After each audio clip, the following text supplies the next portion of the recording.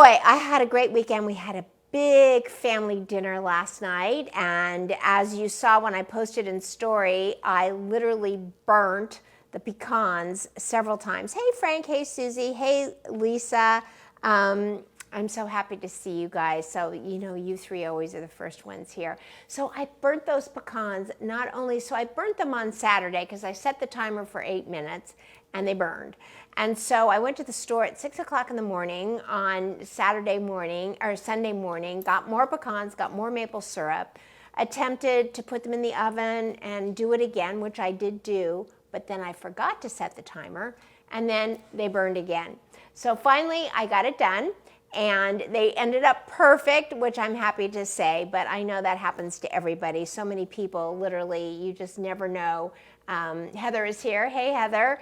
And you know, just burning is a part of being in the kitchen, and no matter how experienced you are, if you're not in the present moment, if you're not thinking in every moment about what you're doing, things happen. It's when you cut yourself, which I recently did. I'll bear you the close-up on that. Or cut yourself or whatever it is, you just have to be in the present moment with your cooking.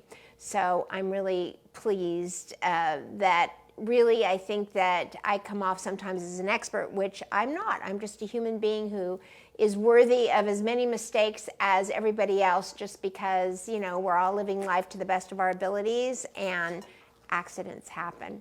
But I did have, oh, this is saying low power mode. If I put it in low power mode, would it be okay? All right, there we go.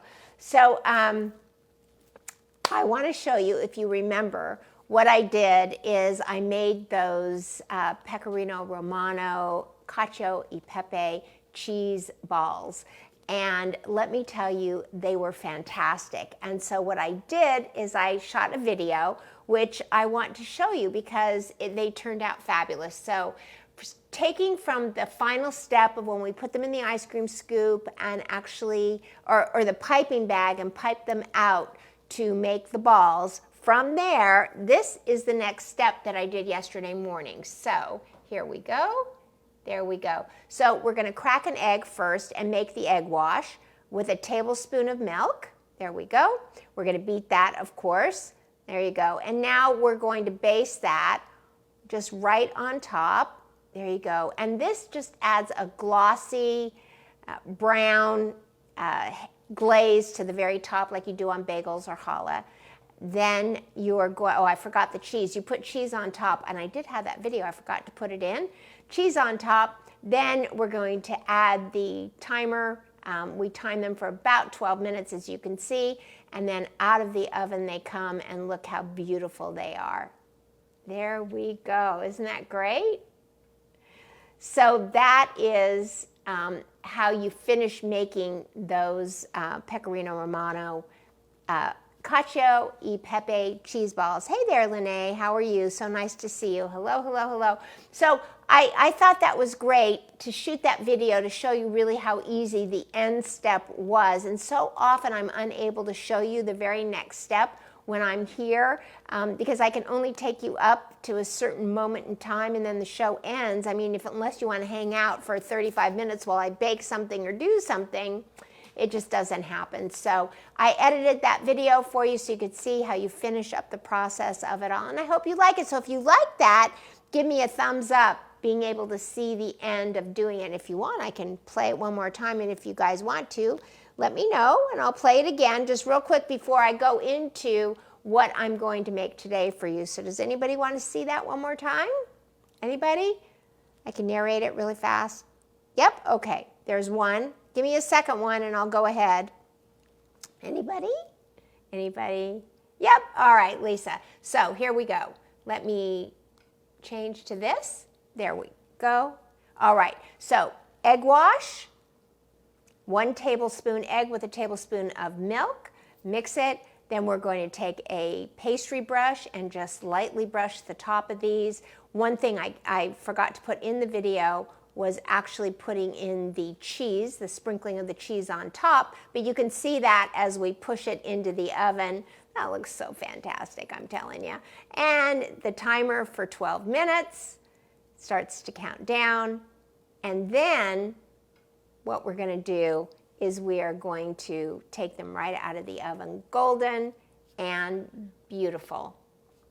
There we go. All right. That's it. Okay, let's see.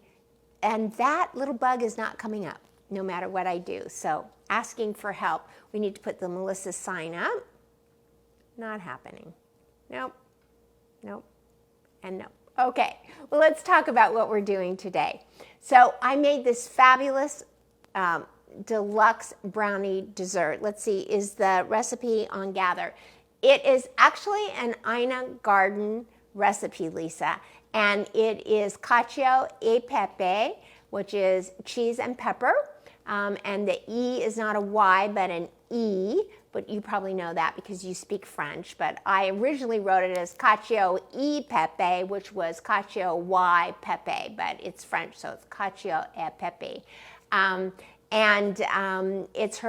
It's called cacio e pepe cheese balls, so cheese something else. So you can find it there. It was a complete Ina Garden recipe. I did not change a thing, so there you go. Oh yes, definitely look for it. All right, so this is, believe it or not, this is what I made for dessert last night, and don't laugh, but it's the best thing ever. My sister said to me, she's a wonderful baker. I truly am not. I don't really like to bake, but she is. And she said, this is the best brownie mix ever in the history of the planet. And I've made brownies actually by myself with, from scratch. And honestly, this truly is better.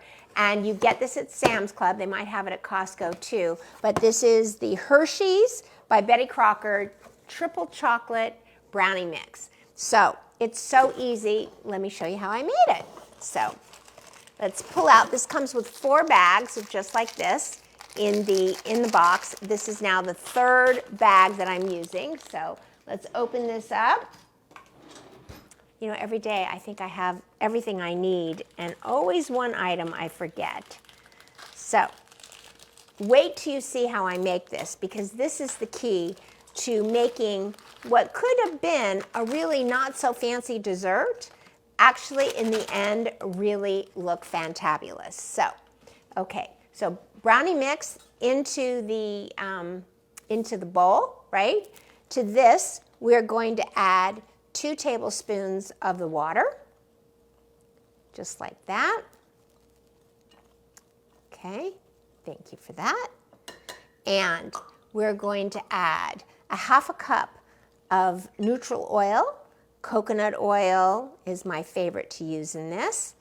Gives it just a really, really rich and yet light flavor. Let's mix that up.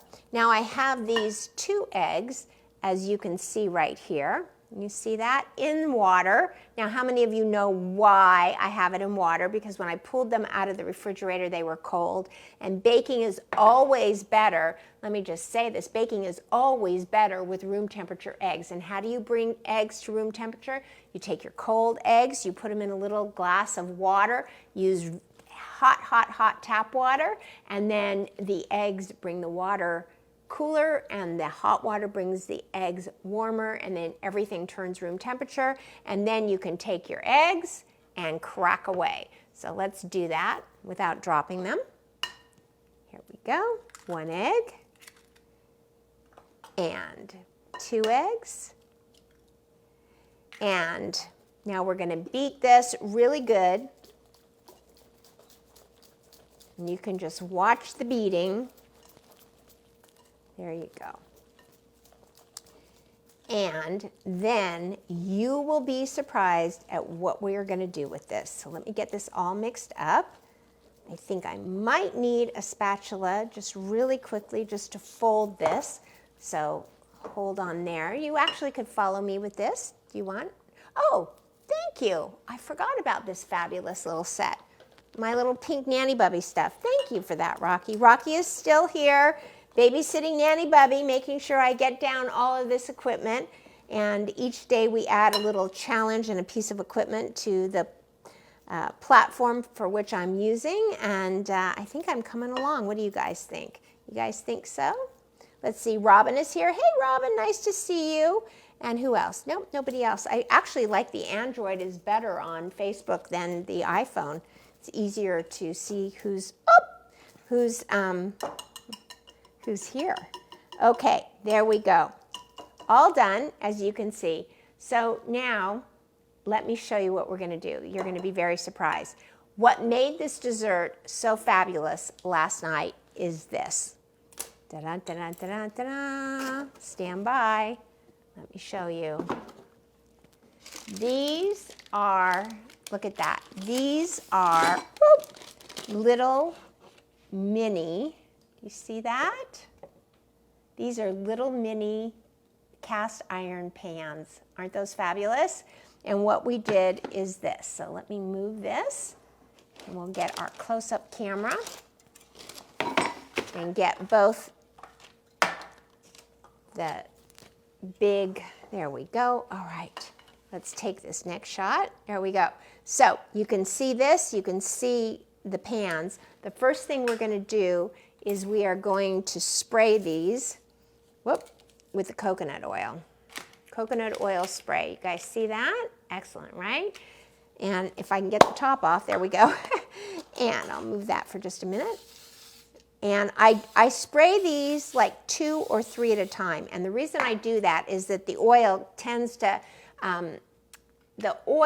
really tends to like drain down the edges of the pots, and then all you do is have spray on the bottom, which you don't want. The other thing that I'm going to do, just to make this perfect in each one, what did I just do with that? See the ice cream scoop? There we go. Is I use an ice cream scoop to make this perfectly the same, each one of them. And last night it worked out absolutely perfectly. So let's take ice cream scoop, little heaping scoop, and just put that right in like that. There we go. And another one. There we go. And one more.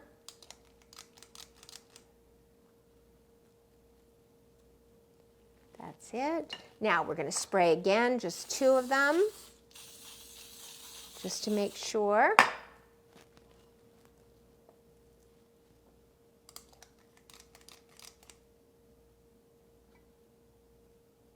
There's that. And that.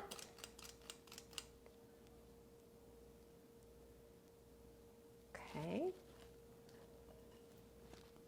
And this. Oh, I didn't spray that one. So let's clean it up, put it right back in, wipe it out, right? Get carried away and you forget what you're doing, and I will do that one later. Let's spray these last 2. 1, 2, and now last night I had 8 of these, so I think I only have 7 now, but I think we could use just a little bit more.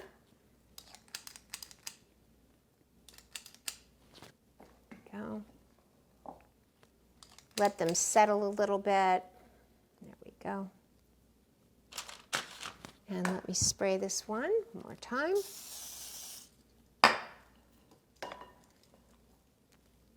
And